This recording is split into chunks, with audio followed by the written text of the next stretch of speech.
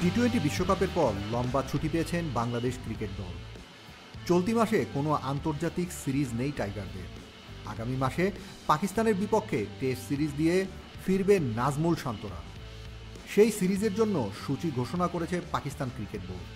রাওয়ালপিন্ডিতে 2 match সিরিজের প্রথম test match শুরু হবে 21 অগাস্ট। পরের ম্যাচটি করাচিতে 30 অগাস্ট শুরু হয়ে 3 সেপ্টেম্বর শেষ হবে এই ম্যাচ।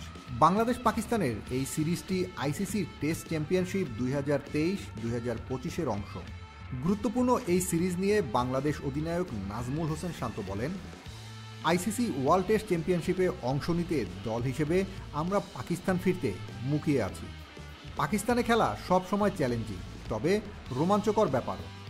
ঘরের মাঠে শক্তিশালী একটি দলের বিপক্ষে প্রতিদ্বন্দ্বিতা গড়তে আমাদের সেরাটা দিতে হবে। টেস্ট চ্যাম্পিয়নশিপের বর্তমান চক্রে শুরুটা ভালো হলেও এখন অনেক পিছিয়ে পড়েছে বাংলাদেশ। 4 ম্যাচের কেবল একটিতেই জিতে 9 নম্বরে আছে টাইগাররা, তবে নিচে আছে কেবল ইংল্যান্ড। এদিকে 5 ম্যাচের মধ্যে 2টি জিতে 5-এ পাকিস্তান। টেস্ট ক্রিকেটে এর আগে মোট 13 বার মুখোমুখি হয়েছে বাংলাদেশ ও পাকিস্তান। এতে পাকিস্তানকে কখনোই হারাতে পারেনি বাংলাদেশ। 12টি ম্যাচ জিতেছে পাকিস্তান এবং বাকি একটি ম্যাচ হয়েছে ড্র। 2020 সালের সর্বশেষ টেস্ট খেলতে পাকিস্তানে গিয়েছিল বাংলাদেশ। করোনা ভাইরাস মহামারী শুরু হয়ে যাওয়ায় সেবার একটি টেস্টের বেশি খেলতে পারেনি টাইগাররা।